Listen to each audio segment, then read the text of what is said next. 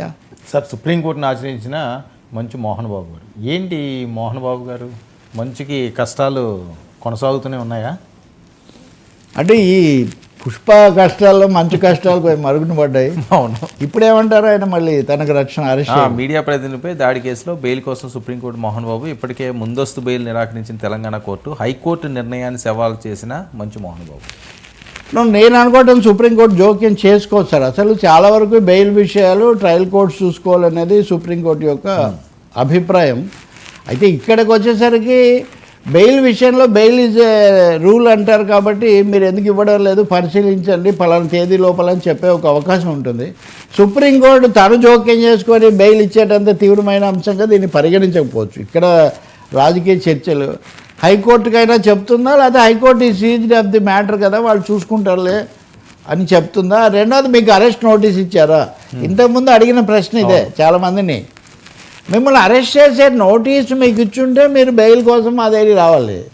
కానీ మీరు ముందుగానే ఊహించి ప్రతి ఒక్కరు కూడా మమ్మల్ని అరెస్ట్ చేస్తారని వస్తే దాని బెయిల్, అది కూడా ట్రయల్ కోర్టు కాకుండా, జిల్లా కోర్టు కాకుండా, లేకపోతే హైకోర్టు కాకుండా ప్రతిదానికి సుప్రీంకోర్టుకు వస్తే ఏమవుతుంది, ఇలాంటి అభిప్రాయాలు వాళ్ళు చెప్పున్నారు. కానీ ఇప్పుడు చెప్పలేం కదా, దేశంలో చాలా విషయాల్లో న్యాయ వ్యవస్థలో అనేక భిన్నమైన తీర్పులు కూడా చూస్తున్నాము.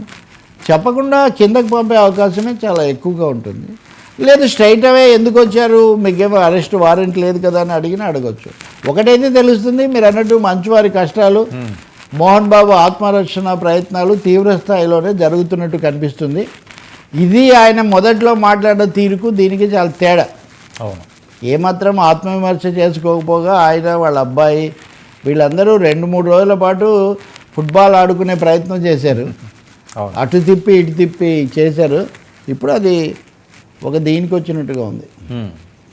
సరే, ఈ కుటుంబంలో కలహాలు వాళ్ళ మధ్యన గ్యాప్ అది ఫిల్ అయిందంటారా? ఈ కేసు సంగతి ఒక పక్క అవుతుంటేనే అది మళ్ళీ వినిపించలేదు. తండ్రి మీద కొడుకు అంత చెప్పి పెట్టిన తర్వాత కొడుకుని తండ్రి కేసు ఒకరి మీద ఒకరు నన్ను ఆయన చంపుతాడంటే, లేదా నాకు రక్షణ లేదని పెట్టి అది ఎలా పరిష్కారం అవుతాయండి అంత సులభంగా? నేను అనుకోవట్లేదు.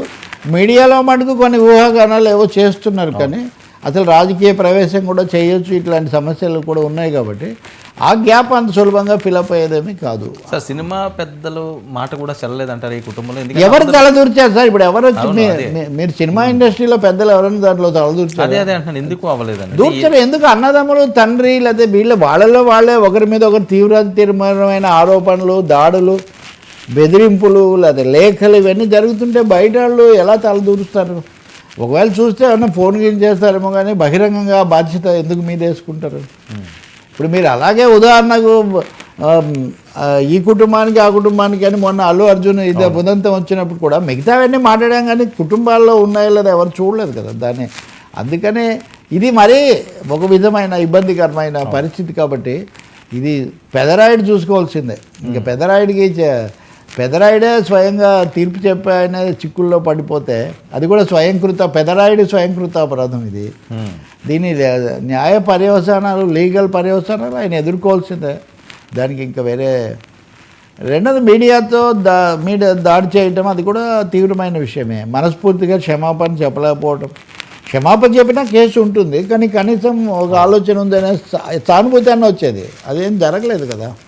తర్వాత ఏదో వెళ్ళారు, కానీ ఇప్పుడు ఆయన వేరబౌట్స్ లేదా ఏంటి అవి కూడా పెద్దగా ఏమీ అంతగా తెలీదు ప్రజలకు.